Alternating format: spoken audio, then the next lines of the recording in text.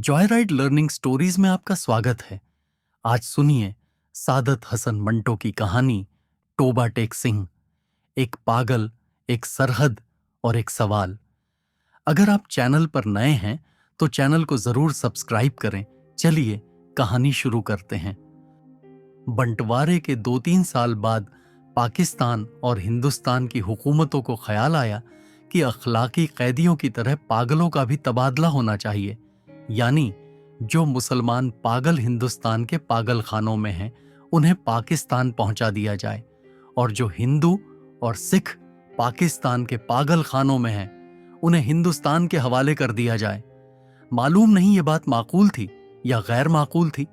बहरहाल दानिशमंदों के फैसले के मुताबिक इधर उधर ऊंची सतह की कॉन्फ्रेंसें हुई और दिन आखिर एक दिन पागलों के तबादले के लिए मुकर्रर हो गया।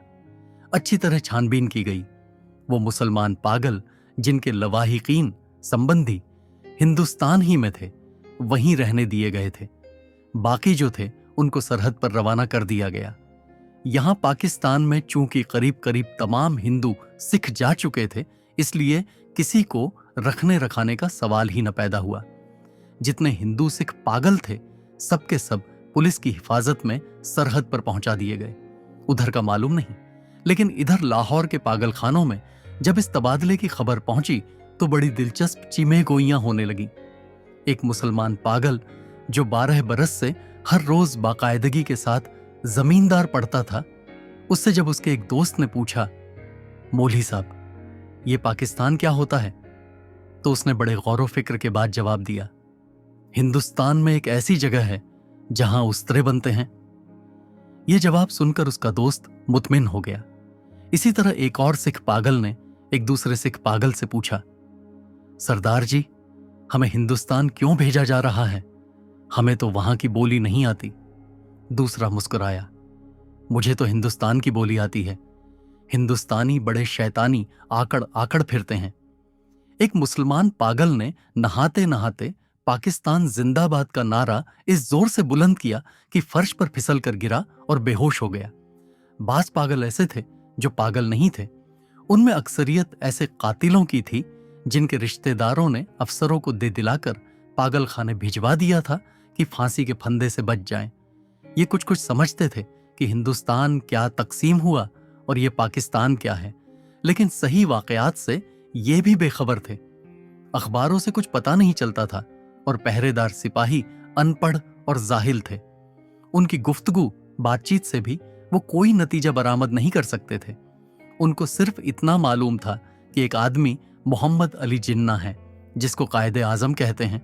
उसने मुसलमानों के लिए एक अलहदा मुल्क बनाया है जिसका नाम पाकिस्तान है। ये कहाँ है, इसका महल वकू स्थल क्या है, इसके मुतल्लिक वह कुछ नहीं जानते थे। यही वजह है कि पागल खाने में वो सब पागल जिनका दिमाग पूरी तरह माउफ नहीं हुआ था इस मखमसे में गिरफ्तार थे कि वो पाकिस्तान में हैं या हिंदुस्तान में। अगर हिंदुस्तान में है तो पाकिस्तान कहाँ है, अगर वो पाकिस्तान में है तो ये कैसे हो सकता है कि वो कुछ अरसा पहले यहां रहते हुए भी हिंदुस्तान में थे। एक पागल तो पाकिस्तान और हिंदुस्तान और पाकिस्तान के चक्कर में कुछ ऐसा गिरफ्तार हुआ कि और ज्यादा पागल हो गया। झाड़ू देते देते एक दिन दरख्त पर चढ़ गया और टहनी पर बैठकर 2 घंटे मुस्तकिल तकरीर करता रहा जो पाकिस्तान और हिंदुस्तान के नाजुक मसाले पर थी। सिपाहियों ने उसे नीचे उतरने को कहा तो वो और ऊपर चढ़ गया। डराया धमकाया गया तो उसने कहा, मैं न हिंदुस्तान में रहना चाहता हूं न पाकिस्तान में, मैं इस दरख्त पर ही रहूंगा। एक MSc पास रेडियो इंजीनियर में जो मुसलमान था और दूसरे पागलों से बिल्कुल अलग थलग बाग की एक खास रविश क्यारी पर सारा दिन खामोश टहलता रहता था। यह तब्दीली नमूदार हुई कि उसने तमाम कपड़े उतारकर दफादार के हवाले कर दिए और नंग धंडंग सारे बाग में चलना शुरू कर दिया। यह न्यूट के एक मोटे मुसलमान पागल ने, जो मुस्लिम लीग का एक सरगर्म कारकुन था और दिन में 15-16 मरतबा नहाता था, यकलख्त एकदम यह आदत तर्क छोड़ कर दी। उसका नाम मोहम्मद अली था। चुनांचे उसने एक दिन अपने जिंगले में ऐलान कर दिया कि वह कायदे आजम मोहम्मद अली जिन्ना है उसकी देखा देखी एक सिख पागल मास्टर तारा सिंह बन गया। करीब था कि उस झिंगले में खून खराबा हो जाए, मगर दोनों को खतरनाक पागल करार देकर अलहदा अलहदा बंद कर दिया गया। लाहौर का एक नौजवान हिंदू वकील था जो मोहब्बत में मुब्तिला होकर पागल हो गया था। जब उसने सुना कि अमृतसर हिंदुस्तान में चला गया है तो उसे बहुत दुख हुआ। इसी शहर की एक हिंदू लड़की से उसे मोहब्बत हो गई थी। गो उसने इस वकील को ठुकरा दिया था, मगर दीवानगी की हालत में भी वह उसको नहीं भूला था। चुनांचे वह उन तमाम मुस्लिम लीडरों को गालियां देता था जिन्होंने मिल मिलाकर हिंदुस्तान के 2 टुकड़े कर दिए। उसकी महबूबा हिंदुस्तानी बन गई और वह पाकिस्तानी। जब तबादले की बात शुरू हुई तो वकील को कई पागलों ने समझाया कि वह दिल बुरा न करे, उसको हिंदुस्तान वापस भेज दिया जाएगा, उस हिंदुस्तान में जहां उसकी महबूबा रहती है। मगर वह लाहौर छोड़ना नहीं चाहता था, इस ख्याल से कि अमृतसर में उसकी प्रैक्टिस नहीं चलेगी। यूरोपियन वार्ड में 2 एंग्लो इंडियन पागल थे। उनको जब मालूम हुआ कि हिंदुस्तान को आजाद करके अंग्रेज चले गए हैं तो उनको बहुत रंज हुआ। वह छुप छुप कर इस मसले पर गुफ्तगू करते रहते कि पागल खाने में उनकी हैसियत क्या होगी, यूरोपियन वार्ड रहेगा या उड़ जाएगा, ब्रेकफास्ट मिलेगा या नहीं, क्या उन्हें डबल रोटी के बजाय ब्लडी इंडियन चपाती तो जहरमार नहीं करनी पड़ेगी। एक सिख था जिसको पागल खाने में दाखिल हुए 15 बरस हो चुके थे। हर वक्त उसकी जबान पर अजीबो गरीब अल्फाज सुनने में आते थे। ओपड़ी गुड़गुड़ दी एंक्स दी बेध्याना विमन दी बाल ऑफ दी लालटेन। वो न दिन में सोता था न रात में।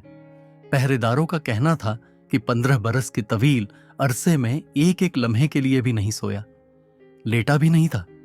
अलबना किसी दीवार के साथ टेक लगा लेता था। हर वक्त खड़ा रहने से उसके पांव सूज गए थे, पिंडलियां भी फूल गई थीं। मगर इस जिस्मानी तकलीफ के बावजूद वह लेटकर आराम नहीं करता था। हिंदुस्तान, पाकिस्तान और पागलों के तबादले के मुतल्लक जब कभी पागल खाने में गुफ्तगू होती थी तो वह गौर से सुनता था। कोई उससे पूछता कि उसका क्या ख्याल है तो बड़ी संजीदगी से जवाब देता, ओ पड़ी गुड़गुड़ दी एंक्स दी बेध्याना विमन दी वॉल ऑफ दी पाकिस्तान गवर्नमेंट। लेकिन बाद में ऑफ दी पाकिस्तान गवर्नमेंट की जगह ऑफ दी टोबा टैक्सिंग गवर्नमेंट ने ले ली और उसने दूसरे पागलों से पूछना शुरू किया कि टोबा टैक्सिंग कहाँ है, जहां का वो रहने वाला है। लेकिन किसी को भी नहीं मालूम था कि वो पाकिस्तान में है या हिंदुस्तान में। जो यह बताने की कोशिश करते थे वो खुद इस उलझाव में गिरफ्तार हो जाते थे कि सियालकोटा पहले हिंदुस्तान में होता था, पर अब सुना है कि पाकिस्तान में है। क्या पता है कि लाहौर जो अब पाकिस्तान में है कल हिंदुस्तान में चला जाएगा या सारा हिंदुस्तान ही पाकिस्तान बन जाएगा। और यह भी कौन सीने पर हाथ रखकर कह सकता था कि हिंदुस्तान और पाकिस्तान दोनों किसी दिन सिरे से गायब नहीं हो जाएंगे। उस सिख पागल के केस छिद्रे होके बहुत मुख्तसर रह गए थे। चूंकि वह बहुत कम नहाता था इसलिए दाढ़ी और बाल आपस में जम गए थे, जिनके 22 कारण उसकी शक्ल बड़ी भयानक हो गई थी। मगर आदमी बेजरर हानिकारक था। 15 बरसों में उसने किसी से झगड़ा फसाद नहीं किया था। पागल खाने के जो पुराने मुलाजिम थे वो उसके मुतल्लिक इतना जानते थे कि टोबा टैक्सिंग में उसकी कई जमीनें थीं। अच्छा खाता पीता जमींदार था कि अचानक दिमाग उलट गया। उसके रिश्तेदार लोहे की मोटी मोटी जंजीरों में उसे बांध कर लाए और पागल खाने में दाखिल करा गए। महीने में एक बार मुलाकात के लिए ये लोग आते थे और उसकी खैर खैरियत दरियाफ्त करके चले जाते थे। एक मुफ्त तक ये सिलसिला जारी रहा, पर जब पाकिस्तान हिंदुस्तान की गड़बड़ शुरू हुई तो उनका आना बंद हो गया। उसका नाम बिशन सिंह था, मगर सब उसे टोबा टैक्सिंग कहते थे। उसको ये मालूम नहीं था कि दिन कौन सा है, महीना कौन सा है या कितने दिन बीत चुके हैं। लेकिन हर महीने जब उसके अजीज व अकारिब संबंधी उससे मिलने के लिए आते तो उसे अपने आप पता चल जाता था। चुनांचे वो दफादार से कहता कि उसकी मुलाकात आ रही है। उस दिन वह अच्छी तरह नहाता, बदन पर खूब साबुन घिसता और सिर में तेल लगाकर कंघा करता। अपने कपड़े जो वह कभी इस्तेमाल नहीं करता था निकलवा के पहनता और यूं सज बनकर मिलने वालों के पास आता। वो उससे कुछ पूछते तो वह खामोश रहता, या कभी कभार ओ पड़ी गुड़गुड़ दी, एंक्स दी, वेद्याना, विमंग दी, वॉल ऑफ दी लालटेन का देता। उसकी एक लड़की थी जो हर महीने एक उंगली बढ़ती बढ़ती 15 बरसों में जवान हो गई थी। बिशन सिंह उसको पहचानता ही नहीं था। वह बच्ची थी, जब भी आपने बाप को देखकर रोती थी। जवान हुई तब भी उसकी आंख में आंसू बहते थे। पाकिस्तान और हिंदुस्तान का किस्सा शुरू हुआ तो उसने दूसरे पागलों से पूछना शुरू किया कि टोबा टेक सिंह कहाँ है। जब इत्मीनान बख्श संतोषजनक जवाब न मिला तो उसकी कुरेद दिन ब दिन बढ़ती गई। अब मुलाकात नहीं आती है। पहले तो उसे अपने आप पता चल जाता था कि मिलने वाले आ रहे हैं, पर अब जैसे उसके दिल की आवाज भी बंद हो गई थी जो उसे उनकी आमद की खबर दे दिया करती थी। उसकी बड़ी ख्वाहिश थी कि वो लोग आएं जो उससे हमदर्दी का इजहार करते थे और उसके लिए फल, मिठाइयां और कपड़े लाते थे।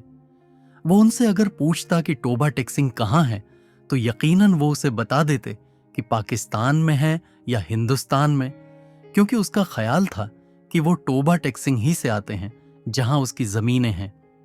पागल खाने में एक पागल ऐसा भी था जो खुद को खुदा कहता था।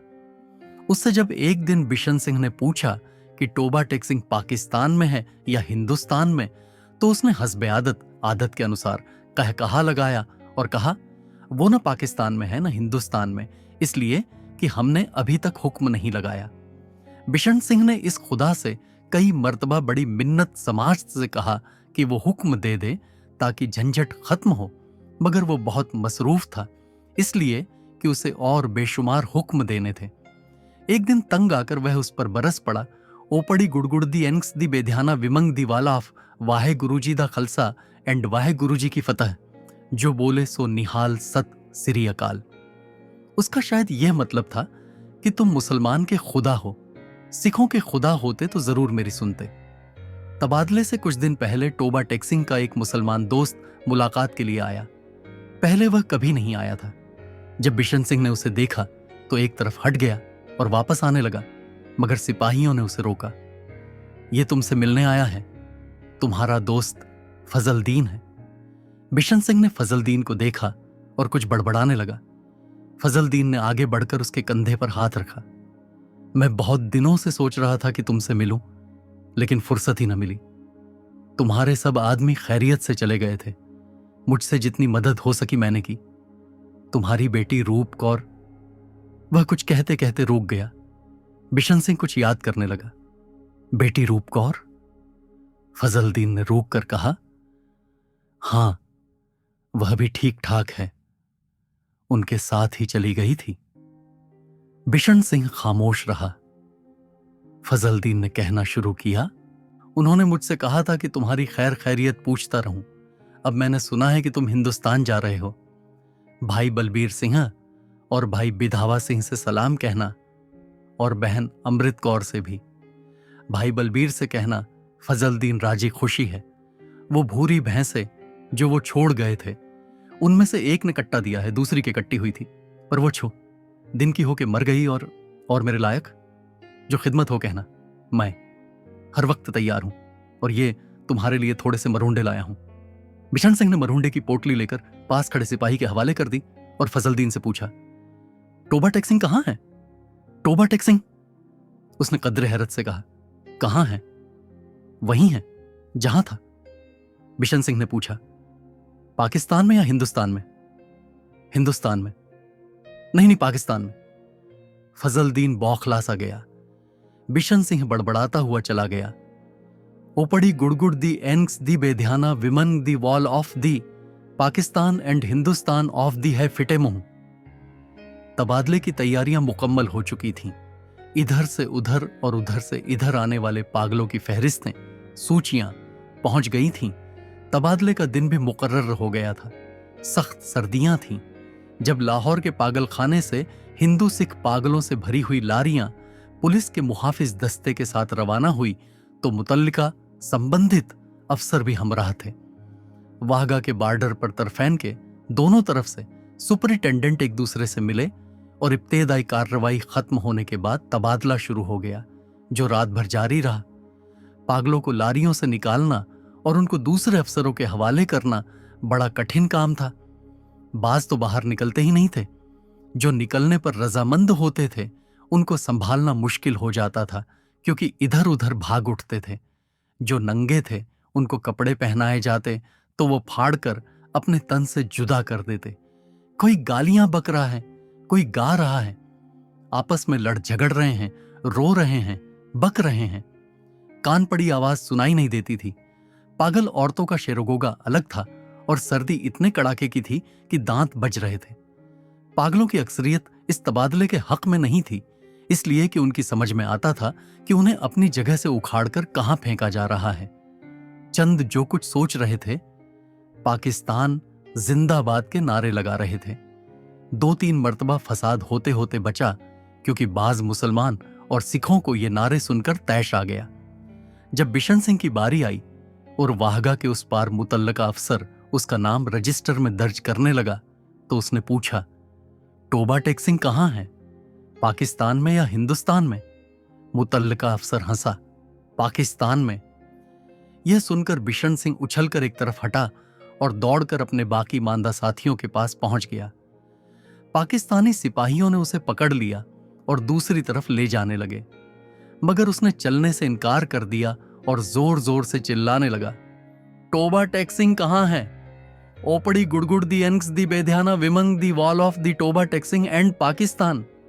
उसे बहुत समझाया गया कि देखो, अब टोबा टेक सिंह हिंदुस्तान में चला गया है, अगर नहीं गया तो उसे फौरन वहां भेज दिया जाएगा, मगर वो न माना। जब उसको जबरदस्ती दूसरी तरफ ले जाने की कोशिश की गई तो वह दरमियान में एक जगह इस अंदाज में अपनी सूजी हुई टांगों पर खड़ा हो गया, जैसे अब उसे वहां से कोई ताकत नहीं हटा सकेगी।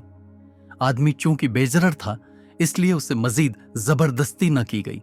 उसको वहीं खड़ा रहने दिया गया और बाकी काम होता रहा। सूरज निकलने से पहले साकित व साकिन, शांत। बिशन सिंह हलक से एक फलक, शगाफ, आसमान को फाड़ देने वाली चीख निकली। इधर उधर से कई अफसर दौड़ आए और देखा कि वो आदमी जो 15 बरस तक दिन रात अपनी टांगों पर खड़ा रहा, औंधे मुंह लेटा था। उधर खारदार तारों के पीछे हिंदुस्तान था, इधर वैसे ही तारों के पीछे पाकिस्तान। दरमियान में जमीन के इस टुकड़े पर, जिसका कोई नाम नहीं था, टोबा टेक सिंह पड़ा था। अगर आपको यह कहानी पसंद आई हो तो वीडियो को लाइक करें और चैनल को सब्सक्राइब करना न भूलें। धन्यवाद।